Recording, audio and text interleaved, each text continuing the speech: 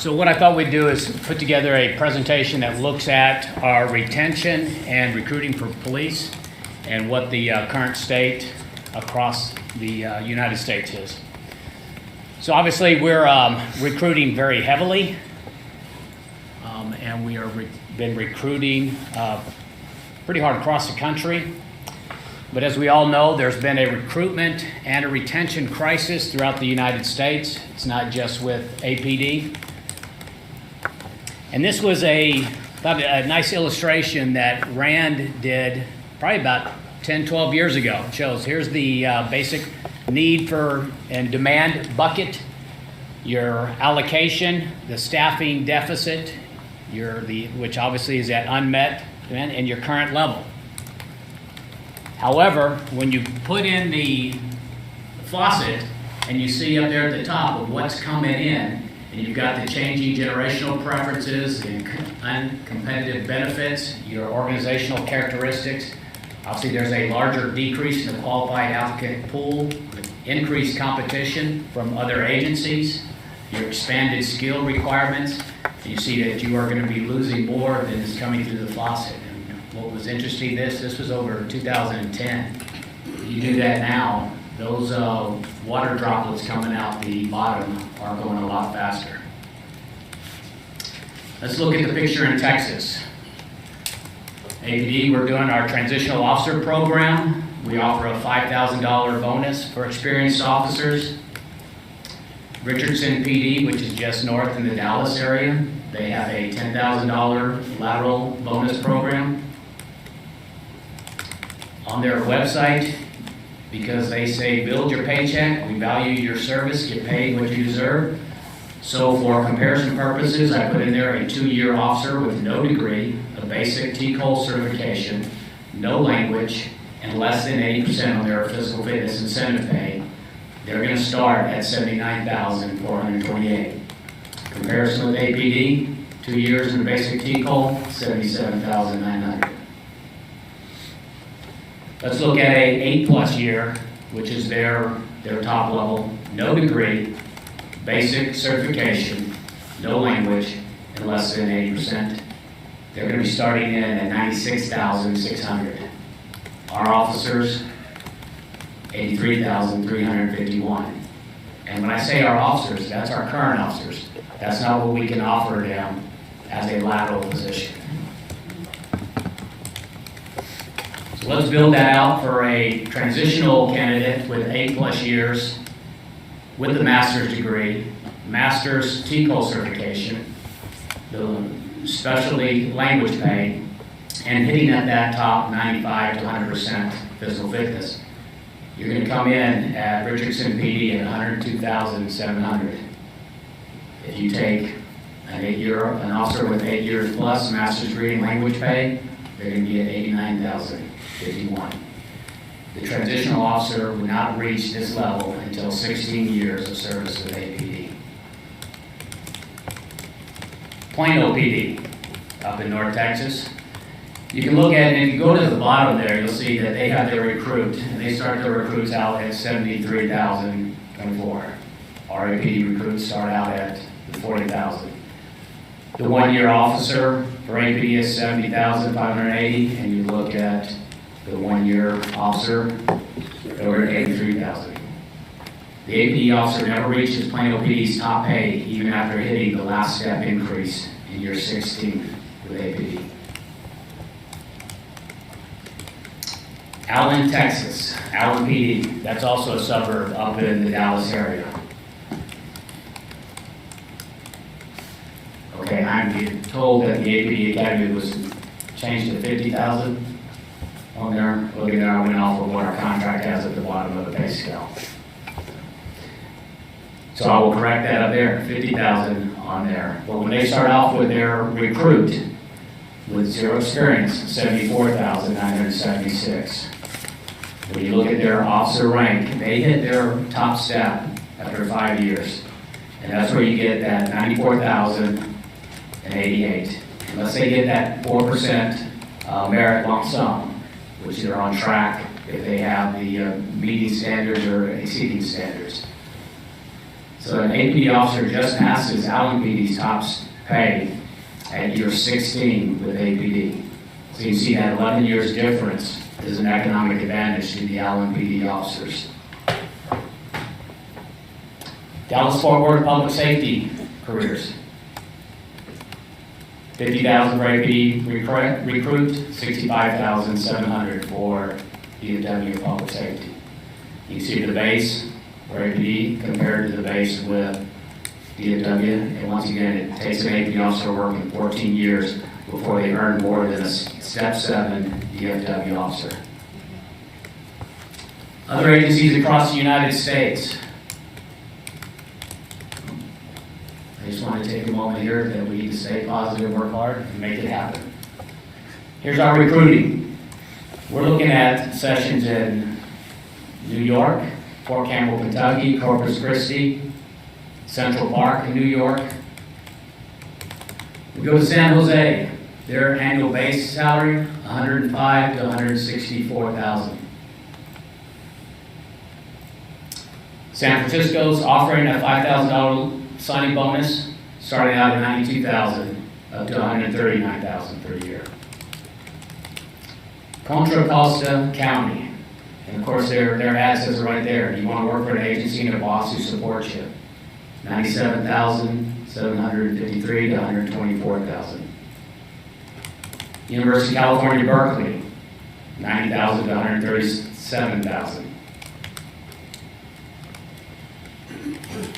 This is Anaheim PD. Of course, you get to work Disneyland and the Angel Stadium. They're starting out $76,000 to $130,000. Found this very interesting. The Bay Area Rapid Transit PD.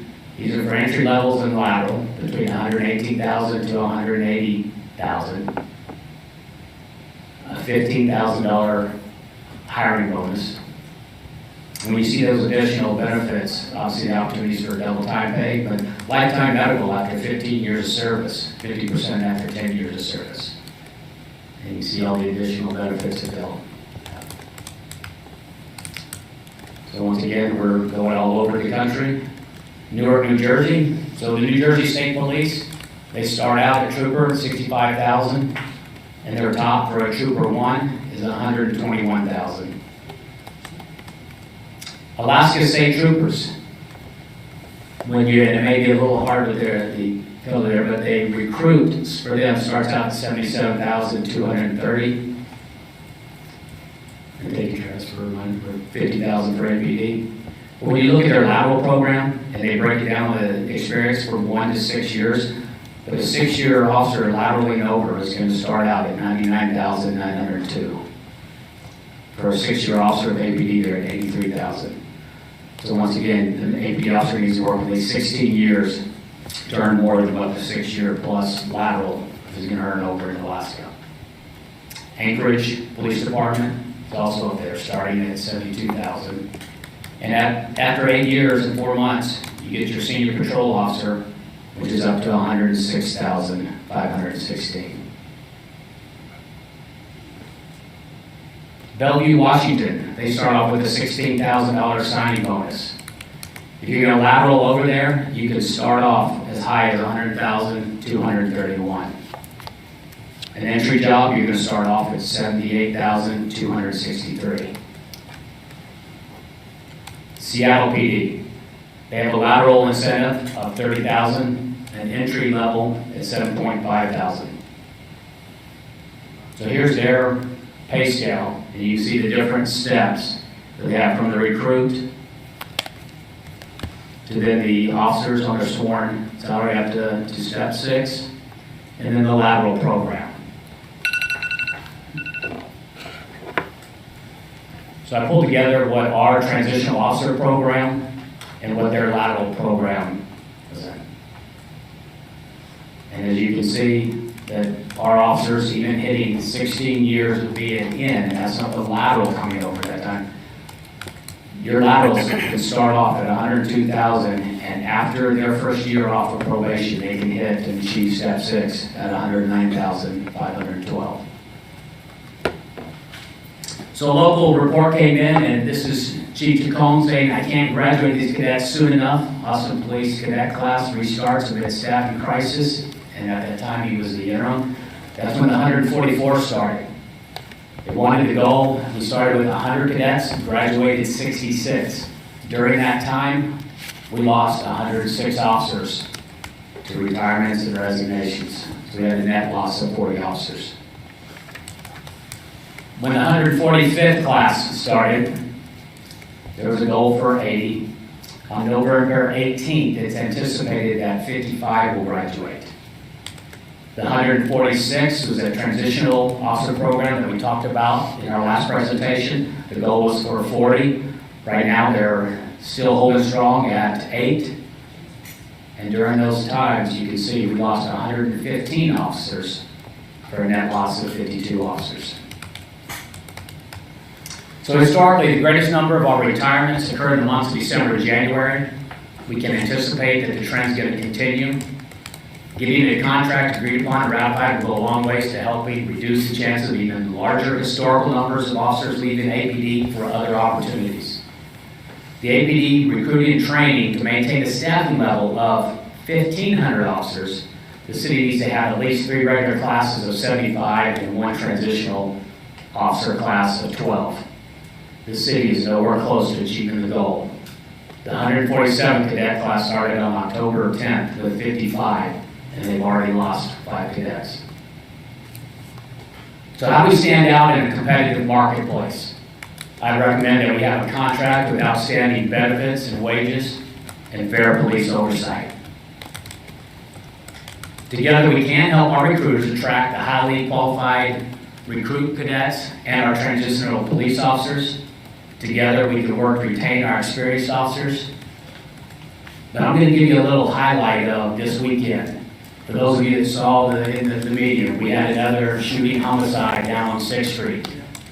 During that time, we also had a SWAT call-out.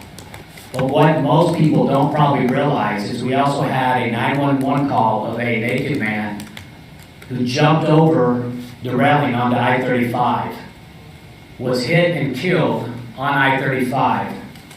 1 officer to respond. That poor officer had to deal with a human fatality strewn across 3 lanes of I-35 with a torso cut in half and could not shut I-35 down by himself. It took over 75 minutes for backup to come out there to properly shut down I-35. You think of the trauma, not only to that individual that had to deal with that scene and the chaos, but what about everybody else that's driving through there that had to hit and run over parts of bodies because they didn't know that this individual was laying across the street like that. They're dealing with that. And that's the kind of responses that that used to not be our standard for APD. But unfortunately, because of the staffing crisis, because we cannot keep and retain our professional police officers, this is the reality in there. We had multiple shootings last night on Halloween. You can see the YouTube videos of the chaos that happens around 6th Street. We don't have the staff. It's important for this body of work to help out so we can help these recruiters who are working as hard as they can going across the United States to try and get people to want to come here. We need to be able to work together and show, and that is the reality of the marketplace in law enforcement today. I'll open up for any questions. And Travis, thank you once again for correcting that.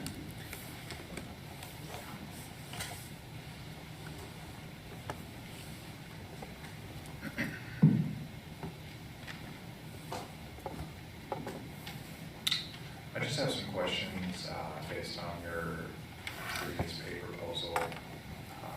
Just a couple different topics. First, for stripping the MHO stipend out of year 3.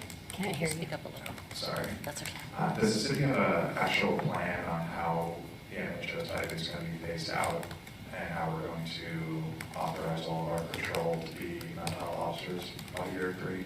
I didn't hear the question. Mental health officers, what the transition plan is. The testing, or I'm sorry, the certification process for the mandates for TCOL certification have changed. Therefore, the requirements to maintain the TCOL license as a certified mental health officer have changed also. So therefore, just through the natural attrition process, as new cadets come through, essentially everybody will have the certifications to be CIT officers. And how does that work for the current patrol right now, for the ones that have been working here for a while but don't have the MHO certificate? Do they just automatically become one based on the new law? That's correct, based on the changes of the TCOL certification requirements for mental health. Okay. Is APD going to be putting out any type of training requirement before they can start putting people in emergency detentions? Yes. Do you know what the timeline for that would be? I do not know the timeline, but it's going to fall within the proposed timeline of phasing out the mental health pay.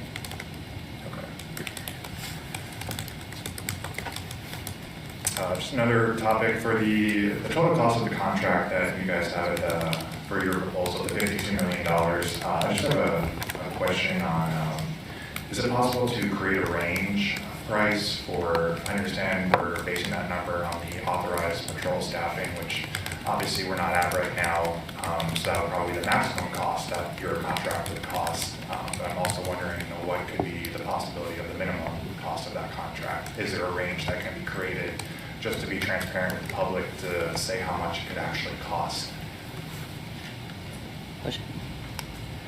So the purpose, can you, I think it's fine.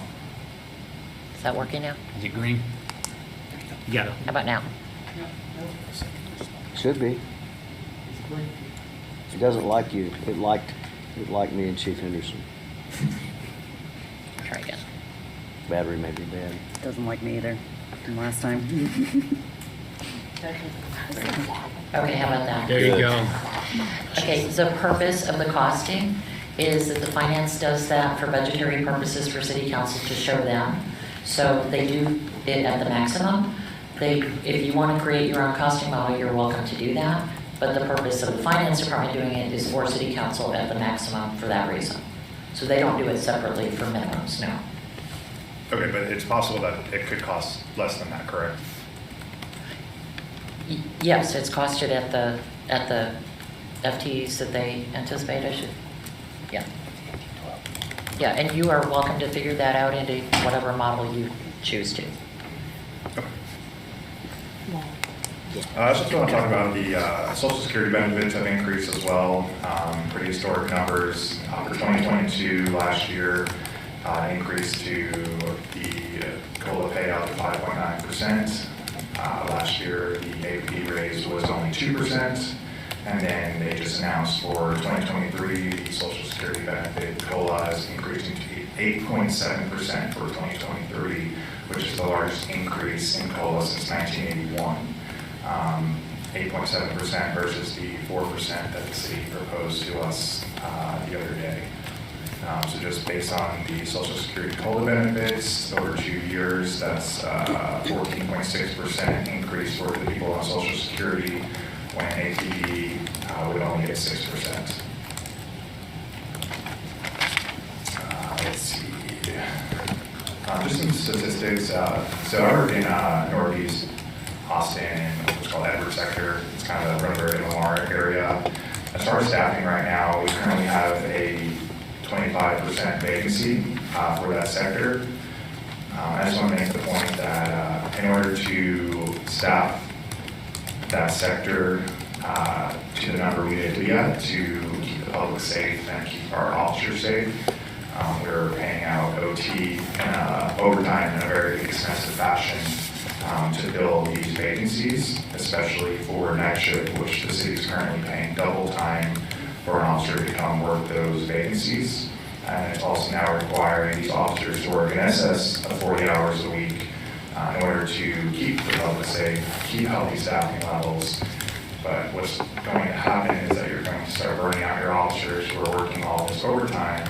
Yes, they're not being forced, but it's going to start affecting their mindset and attraction to this job when you get consumed by it, working massive amounts of hours of overtime in order to make sure that your brothers and sisters that you work with are safe when they go to work.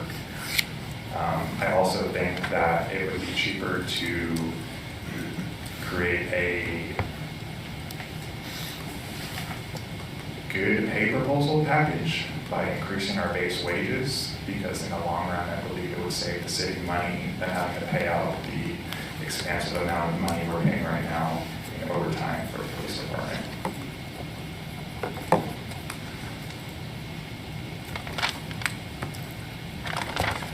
Going back to the stipends,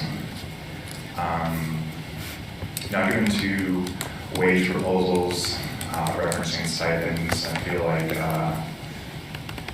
the city has kind of overlooked it a little bit. I've requested that some of our stipends be switched over to percentages instead of a fixed standard amount. And, we haven't really had any conversation on that, on the pros and cons, or what your thought process is on that. So do you guys have any comments on that, on why you haven't wanted to switch anything to percentage? Is it a cost thing? We'll give you some feedback after we discuss that internally. Okay. And then as far as the field training stipend, so based on your PMF study, this is what I talked about briefly in my last presentation. Let me just pull it up here. So based on the PMF study, Austin, based on a 5-year officer for a field training officer, Austin brings in $2,100 a year to be a field training officer. Based on the PMF study, that's ranked 7th out of 8. I don't see that being competitive. I don't see that being attractive. We're struggling to not only staff our department, but within our own department, staff our field training officers. And increasing the stipend $25 is not going to cut it or change anything that we're facing right now. Even to move up Austin one position based on the ranking from 7 to 6 to catch up to San Antonio, who currently has a 6th spot, you would have to increase the FTO stipend to $90 a month. And then we would then move up one ranking based on the study that you all provided to us. And again, just for reference, Fort Worth is currently offering a 5-year officer over $7,000 a year to be a field training officer, when Austin's only offering $2,100. But if you could increase it $90, we would move up one rank, which would be nice to move up in the rankings to be more competitive. Going back to what you guys did last time, originally you had the $50 increase to the FTO stipend on your first wage proposal, and then on your second one, you split it, saying for budgetary reasons, but you just put $25 onto the FTO and $25 onto the shift differential. And I don't understand the purpose of that, because you still are spending the same amount of money. If I have $50 and I give $25 to Tank, $25 to Donald, I still gave away $50. I didn't save any money. I just put it in different boxes. Or did I not understand that correctly?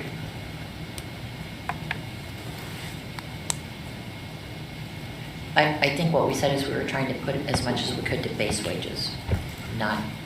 Correct. So, And I get you saying that, but I don't understand how that encompasses taking $50 that you're spending on the FTO stipend from your original proposal, and then splitting that 25 to 25, because none of that money went to base wages.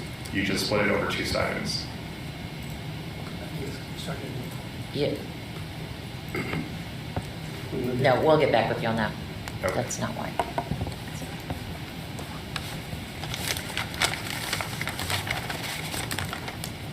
And as far as longevity pay, I just ask that you guys take a look at that again. We are ranked based on the 30-year total payout. We are ranked 4th out of 8 based on the BMF study. But we were very close to the 3rd ranking position. And it would only take a couple dollars of an increase to our longevity pay in order to bump us up to that 3rd spot, which would be a nice competitive factor as well. So I just ask that you look into that as well.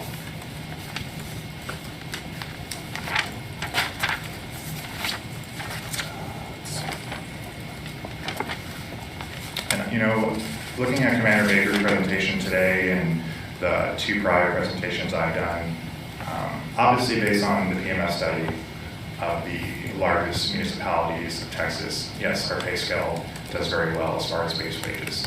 But when you look at other departments, not based on population, it clearly shows that we're not the highest paid in Texas. We're not the highest paid in the U.S. There are other police departments of smaller agencies that make much more money than we do. And there's no correlation between population size and the amount of money a police officer should make. Other than that is the only way that the city's ever done this. So we're trying to show you that there's other police departments out there that we're losing people to. We're not losing people to Dallas and Houston, we're losing people to smaller agencies.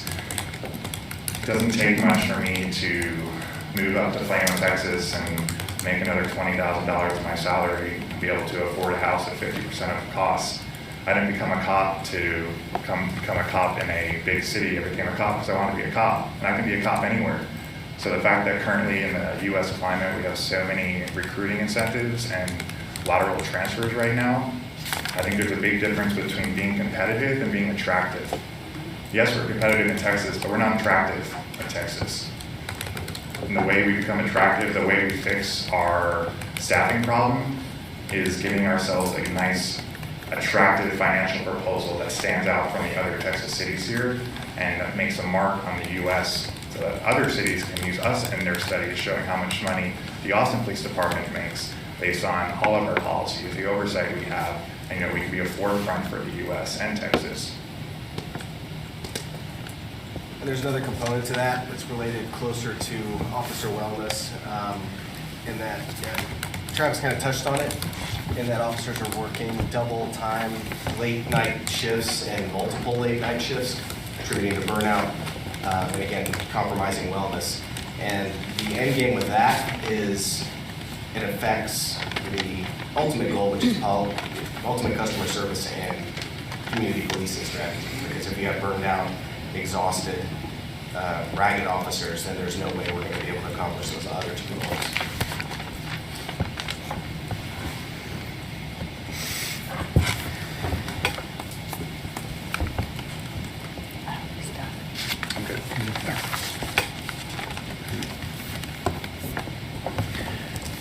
All right, that was just our intro material.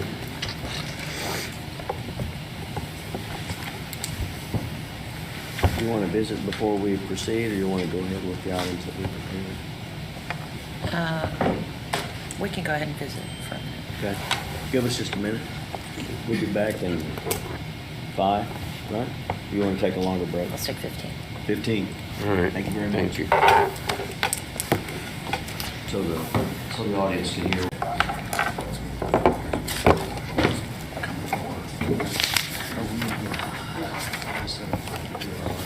Yeah. Becky's got them. Yeah. We're ready? All right, y'all ready? Yes, sir. We appreciate the opportunity to visit just a minute here. Let me say this in response to the overview.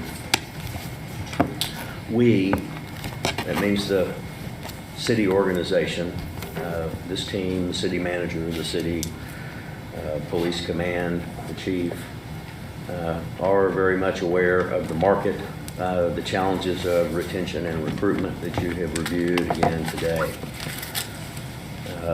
Those are the realities, and they are tough realities, and it is difficult to continue to succeed, as we all know. Historically, major cities have done like-kind comparisons and have compared to their peers in the labor market. That is the way it has always been done. It's done that way state by state all around the country. The locations that resolve these issues through interest arbitration do exactly that. The culture and the practice and the professional discipline of doing that is exactly that. And that's the way bargaining is done. The city of Austin, just like El Paso, Fort Worth, Dallas, Houston, San Antonio, cannot, never has, never will compete with Plano or Richardson or Bel Air or the high-end subdivisions that pay much more than large cities for police personnel. It can't fiscally be done. The inflation that is such a challenge for your members, a true challenge, makes it even harder for the city to be able to afford all of the costs of providing services to the public, including public safety. The fact that there is a higher need, the fact that the personnel in our city, public safety and other personnel, are falling behind and lagging behind, create new challenges. They don't create any more money. And so we hope that you will be responding today with a counter proposal to our pay proposal from the last time. We won't be bargaining against ourselves by making another proposal until we have a counter from you. On the other hand, we are prepared to go forward with all the rest of the articles. The issue was made at the last discussion that there are a lot of articles outstanding. We've reviewed every one of them. We have a response on each of those. I'm going to go through now and look at 2, 4, 10, and 13. But we have to work within the world of the possible. And that's the way bargaining has always been done. It's been done here and everywhere else that Mr. DeLord and I and various people have done it. And we're hoping that we can close the gap and come up with some solutions. We are listening to what you are saying. Everything that you're saying, we're looking at the realities of what money is available and how we should spend it in this contract. I'll point out that we are competitive, as I think you've admitted, with Fort Worth and San Antonio. That's in spite of the fact that Fort Worth for 10 or 15 years has struggled with competing with Dallas and those same cities you went through in your comparisons with the suburban cities that have, 4, 5, 6 steps to completion after we have bargained for decades for the longer career set of steps and so forth. Those cities are not comparable. Some of them are, some of them aren't in terms of their civil service structure, how they work, the protections for policing, whether or not they bargain at all, and so forth. And so Fort Worth and San Antonio, we are still competitive. We have made a proposal that continues to keep us competitive with those cities. And we are listening to what you have to say about the elements of compensation that are not yet competitive, and hope that we can continue to listen to each other and move ahead. So if we can start out with, I'll just mention to begin with, I don't think we need to put them on the screen, definitions in Article 2, management rights in Article 4. I believe that we are on the same page with those, subject only to the resolution of the Office of Police Oversight and Civilian Review issues to see if any changes to conform those to our final TAs on unresolved articles are necessary. So those really, in our perspective, are not on the list. I think that your merged draft probably already reflects that for those 2 articles. Article 10, we will put on the screen. You made a proposal in Article 10 that we accept. I believe it's just an update in terms of the applicable years and standards and so forth. Has to do with the, There you go. here we go. Yeah. And that section is,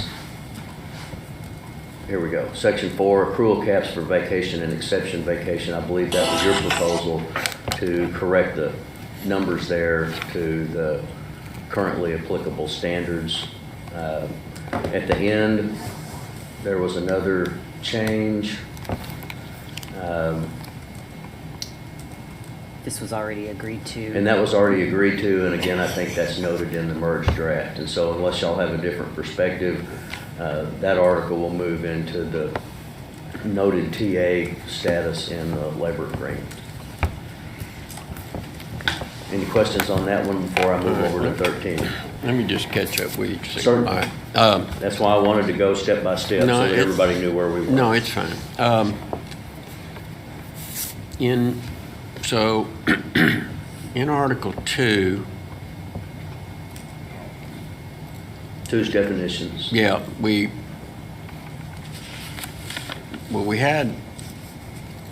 can't TA on it because It's still open.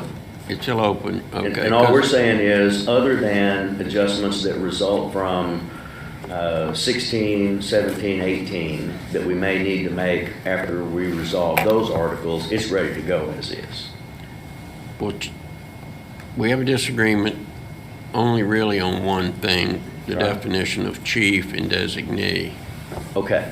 Okay, the rest of it, I think we're okay with the pronouns. I don't know if you care that we abbreviate Texas Local Government Code. No, all those changes in there are fine. And the calendar. As is, you're correct, though, that the issue about designee is still open. Okay, all right. And then,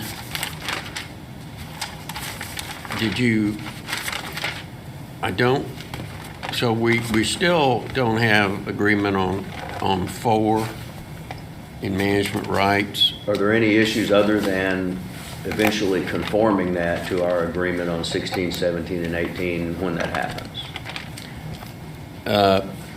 You can take a look if you're not sure about that. I just No, wanna make I'm sure. looking at it. Yeah.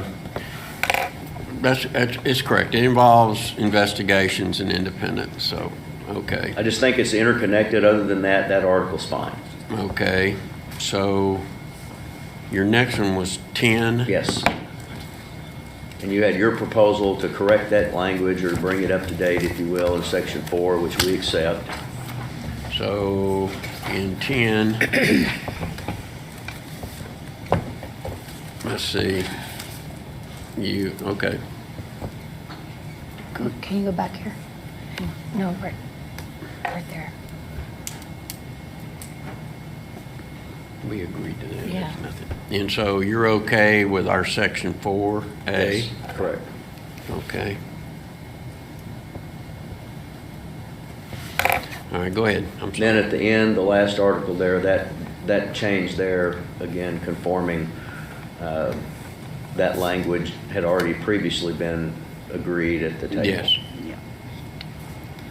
So we believe that puts 10 to bed. All right. Now we'll do 13, which is promotions. I want to say we very much appreciate, again, we've gotten to be exceedingly gracious to each other as we have gone through this article. I think it's a really good example of trying to solve this problem, and y'all made that point. Thomas made it the other day. And I think that there is some excellent collaboration going on here. I think what we have put in this proposal is consistent with all of our discussions the other day. To summarize what we're talking about, and I will turn this over to Becky to go through some of the particular details, edits and so forth. But for the commander rank, we are proposing a minimum cumulative passing score prior to the time that they go to the review panel. And for sergeant and lieutenant, we are proposing a cumulative 70% passing score. And our recall of the discussion the other day is that evolution of the language here is acceptable. I think that's kind of the billboard issue here. The rest of it is consistent with what y'all proposed the other day. We're certainly open to you pointing out anything that's not, and I'll turn it over to Becky to go through kind of the line by line. Thank you. And yeah, just to echo what Lowell already said, there's been some really great collaboration between the two parties here. And so really, I think what we've done is incorporate what y'all have discussed, what's already been agreed upon. And so there's not actually much significant changes here.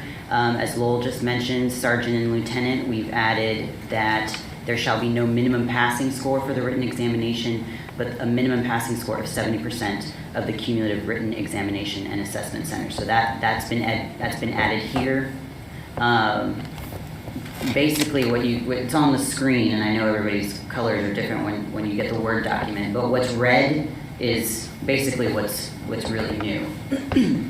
So here, taking out and passing, so there's no requirement to pass, based upon completion of all promotional phases outlined in the Commander Promotion Pilot Program. That was Sergeant and Lieutenant. I'm jumping now to Section 3 Commanders. This is not new language, it was just in the wrong place. It was in the sergeant and lieutenant section, so it's just been moved down to commander because it just makes sense where it goes. No changes here from what y'all have already essentially agreed to. And going to the leadership development program, all that's been added here is after the 2024 testing cycle, completion of the LDP will be a prerequisite to sit for the written examination. And then this just kind of reiterates what's already been, what's already in the lieutenant and sergeant, but applying to commanders is there should be a minimum passing score of 70% for the cumulative written and assessment center. And then a candidate failing to meet the minimum cumulative score shall not move forward in the next process. Here, written test and assessment center is just struck because it's down below. It was just redundant. No additional changes from here. In section 4, mainly just cleanup to make it a little more clear.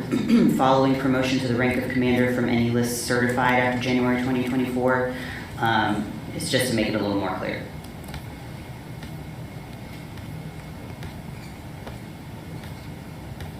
And again, taking out and pass, since passing is not required for the written exam.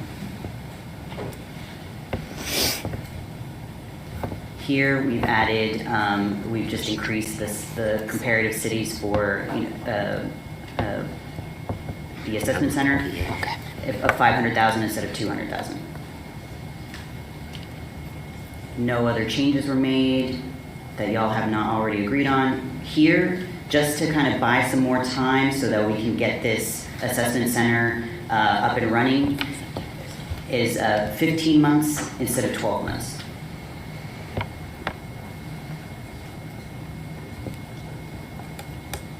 And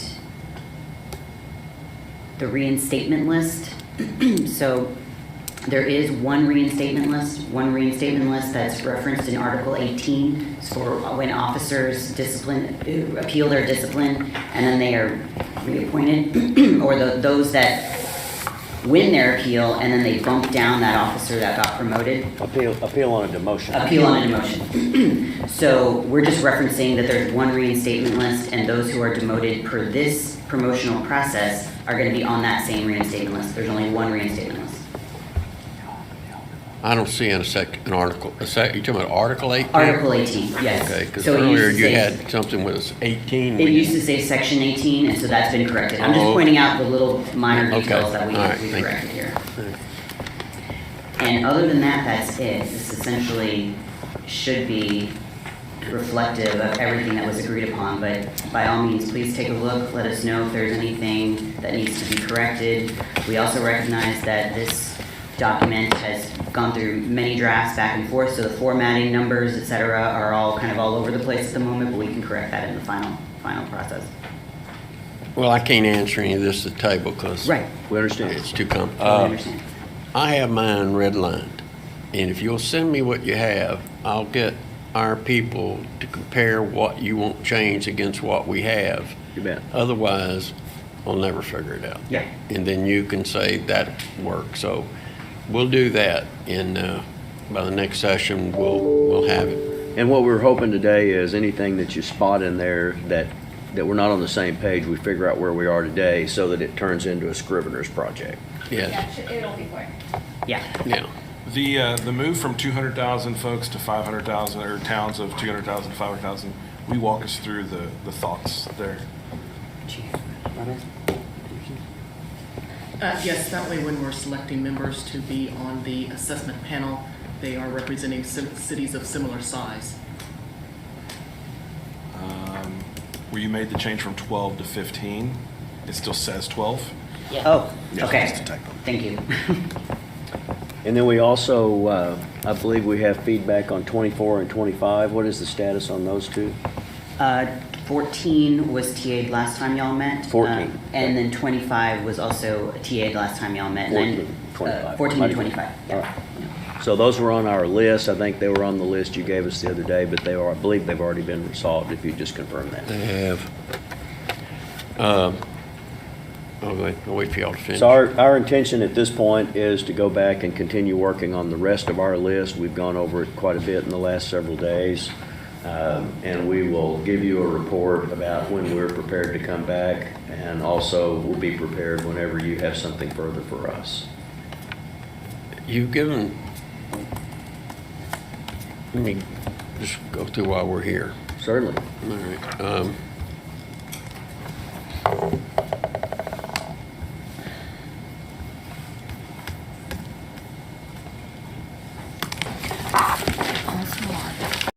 And continue to walk through the That'll be article. fine. Any questions you have in the meantime, feel free. 1st, 2023. In the meantime, the current language of this current contract will be what's in play until July 1st, 2023. And that prior to the effective date, we will have a transition committee consisting of the Director of OPO, the Chief of Police, the Commander of Internal Affairs, and the Association President or his designee, her designee, shall meet to discuss the transitionary process and issues related to civilian oversight. What we're trying to do here is instead of it all happening at once, we're develop a plan that it comes into effect July 1st, 2023. So this was our major changes to Article 16.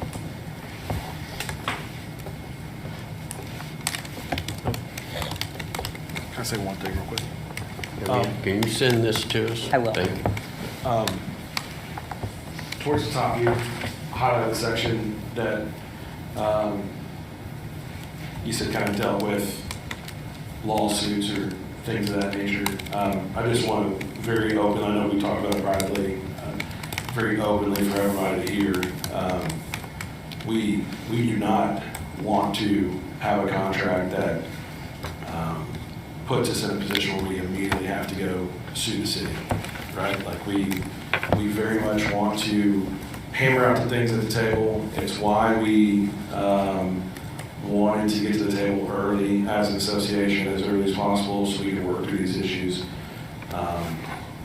Signing a deal and then immediately going to the courthouse to try to resolve our problems is not an ideal situation for the association, for our membership, for the city, I would think, or for the police department. Both sides have over and over again talked about the need for stability within our police department so we can recruit the best folks, so we can retain the best folks we have that haven't already left us. And so while I appreciate that there's a reopener provision, I don't want anyone in the community or any of our members to think that is, that we believe, that I believe as the president of the APA, that that's an ideal situation in the least bit. Like we are committed to negotiating, we're committed to getting a contract, we want to hammer things out here. I would hope that in an ideal situation, we don't have to file contract grievances for the next chunk of time, right? Much less go to the courthouse and get someone else to hammer or to fix problems that we could probably fix here today. So. I want to thank you for saying that. We appreciate the philosophy. We appreciate the perspective. And we share that. We want to work this out. We want to resolve it. Litigation over these kind of things is rarely constructive. It always takes too long, even if you get answers. And I think it can be completely avoided. But we did realize that the potential for disagreements during a 4-year cycle is there. If we ended up having an outcome like that, at least it allows us, to tweak it here and, put a spare part there and patch it up to where it will work like we thought it needed to work to begin with.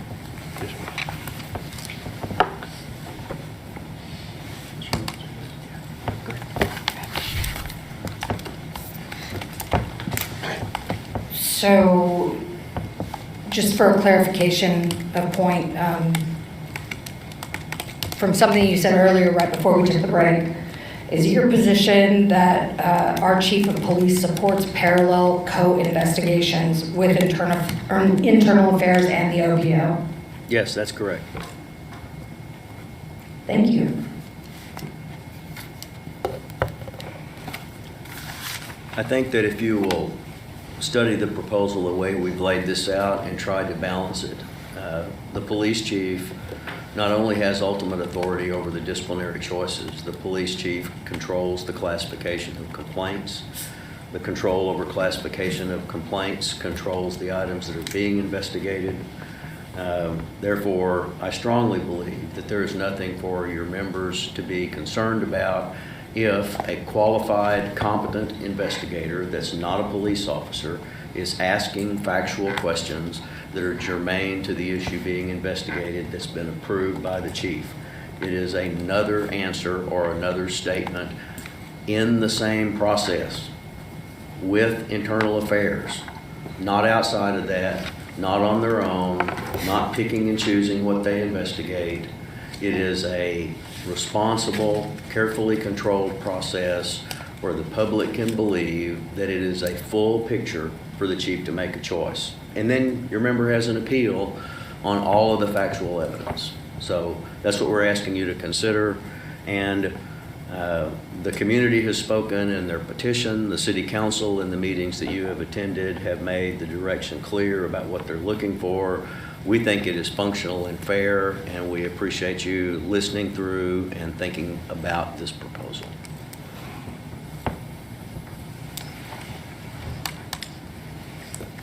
Okay, we can go through 9. And we kind of alluded to this earlier.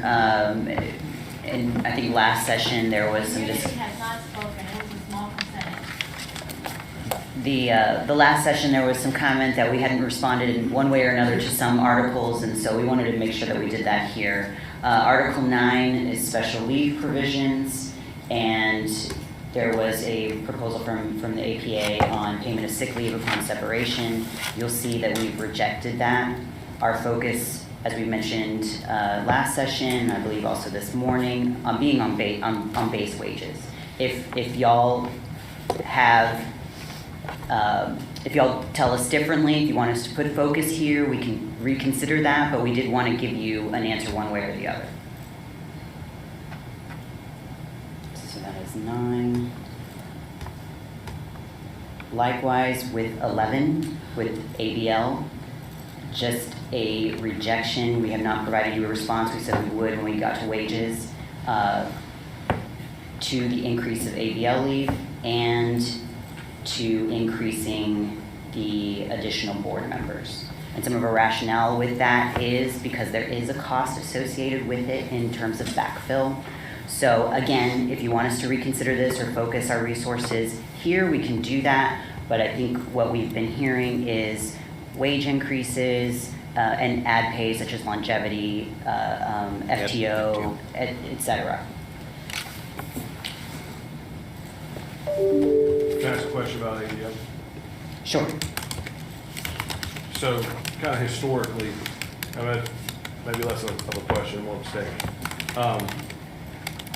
Historically, that ABL pool, right, came from officers earning a lower sick leave per pay cycle than is provided for by state law.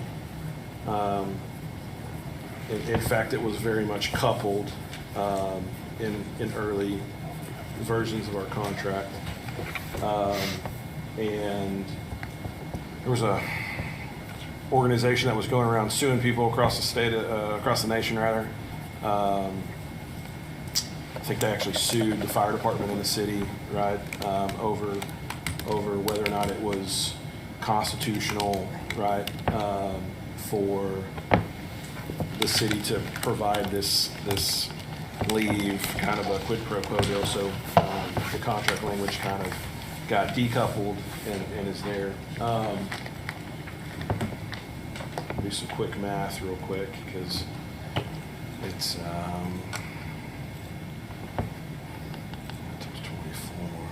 times in theory we'll have 1812.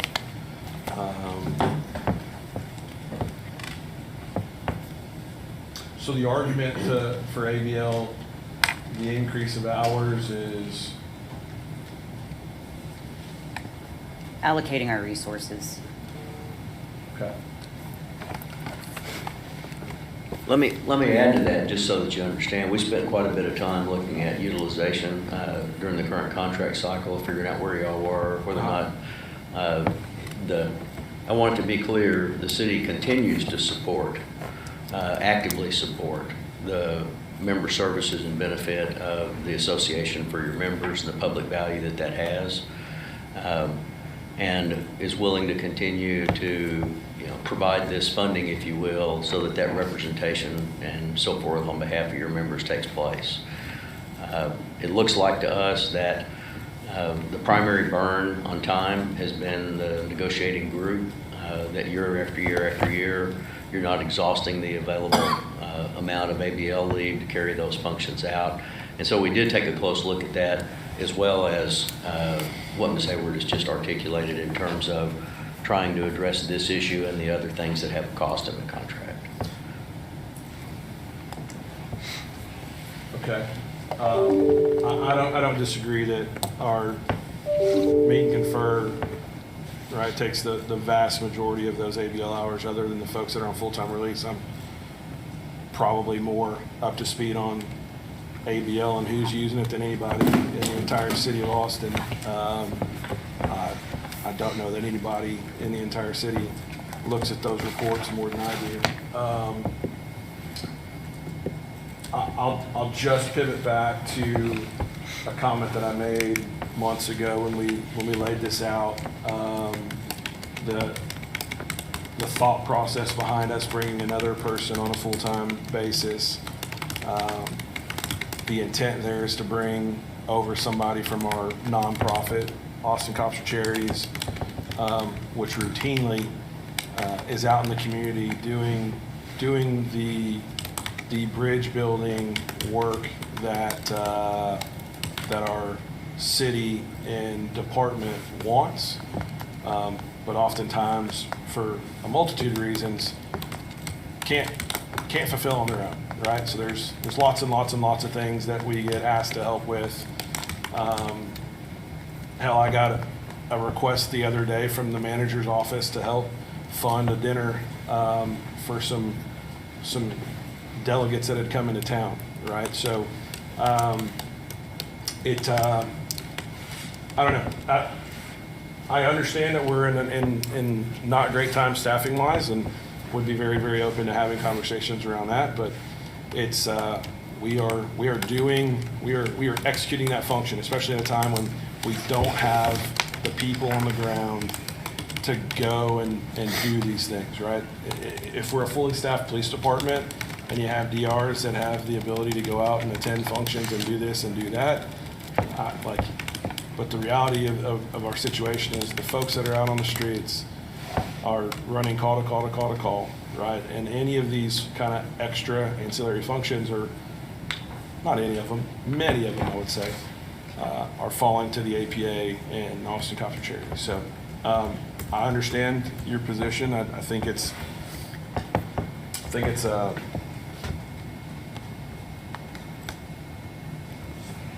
short-sighted, and I think, if our police department had we not lost 150 positions through our reimagining process, and we were actually growing our police department the way that we should be in a town that's growing as fast as our town is, when you do the math on the amount of hours that officers have forfeited through the contract, and the pool of hours that we get in ABL, we're giving up more hours right now, even at 7,000 with our 1812 numbers. Right, that's another chunk of hours. If you add those 150 back in, it's even more hours if we're growing our police department like we should be. So, anyways,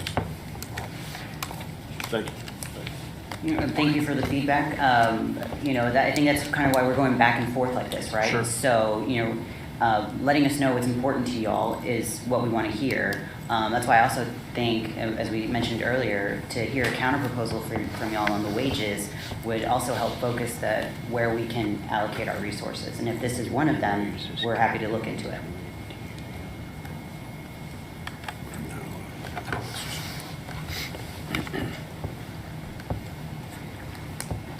So I'm gonna go over Article 17 next. Really not much change from our last counter proposal. What we have done is try to meet your interest in some previous issues that we've discussed. So one of the changes you'll see here is in definitions, section 2E, investigator. What we've added is this last line here.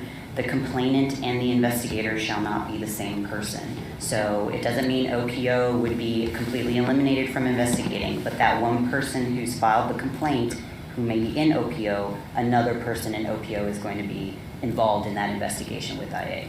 So we're trying to meet your interest here. If you've got comments or suggested edits, happy to listen to those.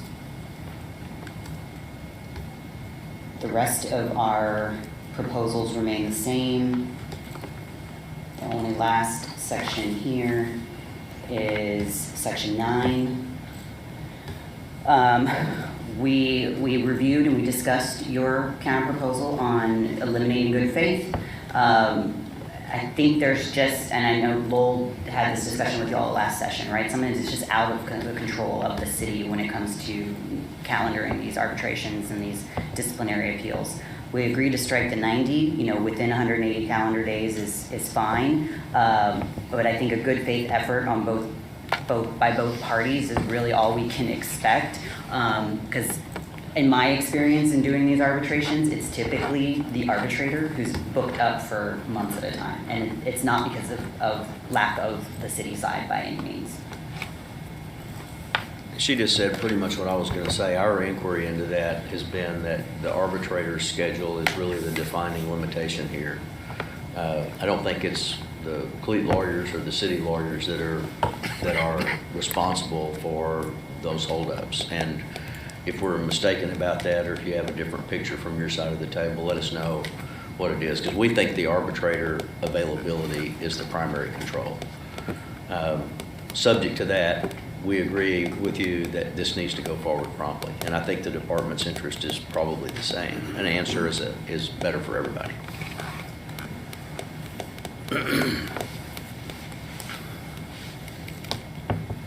And just to kind of re-put 18 back in y'all's court essentially, but we do not have any changes to Article 18 from our last counter proposal. Our interest still, I'll tell you what our focus is. Okay. Thanks for coming back and staying so late this afternoon. We do have a response for you for Article 19. We're still going through, we have not taken a look at Section B in your counter proposal there. We still owe you a response for that, but we know that you had, we wanted to get an answer to you about the lieutenant commander and overtime pay for special events. So here's what we've been able to come up with. Obviously they're exempt, so we do not want to mess with FLSA and losing their exempt status or anything like that. So what we're proposing is for reimbursed events only, for lieutenants and commanders, in addition to their straight time, shall also receive a special event stipend at the following rate. So if it's a 4-hour event, 150, 8-hour event, 320, and a 12-hour event, 480. We think this gets to that effective overtime rate, so their straight time is going to be their respective straight time for lieutenant or commander, and then this stipend in addition to it should get to that more or less overtime rate, but without calling it overtime or being in violation of the FLSA or anything along those lines. So this would be above and beyond paying them additional wages beyond their 40 Right. at their regular hourly rate Right. for those reimbursed overtime events. Yep. And then a code that would also trigger this special stipend. Correct. Well, we have one lieutenant left. Any questions on that? $40 No. an hour. Okay. Okay, I have a question. Okay, so, I'm really loud, I Ron. know, I'm just trying to help you. So if the lieutenant decided that he didn't want to get paid $40 an hour for working the hours, and wanted to enter into an outside contract to get paid what at least his hourly rate would be.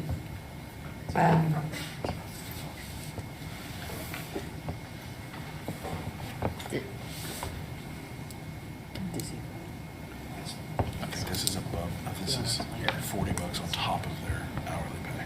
Correct, Tom, so what you're saying, it's their regular rate plus that stipend, so it's not just $40 We need to an hour, tweak that so to make that more clear. Yes. We gotta tweak that Yeah. language, because Yeah. reading up there now, we see that it's not explicitly clear what we're trying to say. But you would get the rate, your hourly rate, $20 an hour for this discussion. Then you would also get that up to 4 hours, if it was an up to a 4-hour assignment, you would also get that $150. So that works out to about time and a half. Because you get your regular rate plus that extra money that's there. We're gonna have to look at that. Okay. Any other questions? Just How does it work if the event, say, is 6 hours and it's in between the 4 and the 8? What's the procedure for that? It's 8. It So, rounds up? yeah, so we've done like 3 tiers, and again, we can recraft that to read a little more clearly. But yeah, anything up to 4 gets the one, anything up Okay. to 8 gets the other, and then up to 12. Okay.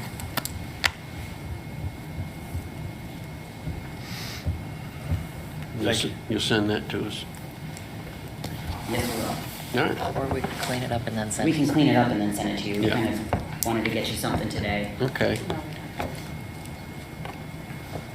Good. That's all we have. That's all we have for this All right. afternoon. Yeah. That's it. Thank Okay. you. All right, thank you for your